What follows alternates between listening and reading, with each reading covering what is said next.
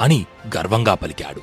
దానితో అంబాదేవి కోపంగా, నువ్వు ఏ శక్తి సామర్థ్యాలను చూసి మిడిసిపడుతున్నావో ఆ గర్వాన్ని అణగదొక్కుతూ మళ్లీ తిరిగి వస్తాను అని చెప్పి ఆ సభను వదిలి వెళ్ళిపోయింది. ఈ సమస్త భూమండలంలో భీష్ముడిని ఎదిరించి అతడికి తగిన బుద్ధి చెప్పగల సమర్థుడు స్వయానా భీష్ముడి గురువైన పరశురాముడు ఒక్కడేనని నిశ్చయించుకొని అంబాదేవి పరశురాముడి దగ్గరకు బయలుదేరింది. పరశురాముడు ఉంటున్న పర్వతాన్ని చేరుకొని కొంత దూరం ప్రయాణించిన అంబాదేవి కంటికి తన ముందు సగం వరకు భూమిలోకి కూరుకుపోయి ఉన్న ఒక గొడ్డలి కనిపించింది. అది చూసిన అంబకు అది పరశురాముని యొక్క చేతిగొడ్డలేనని అర్థమయ్యింది.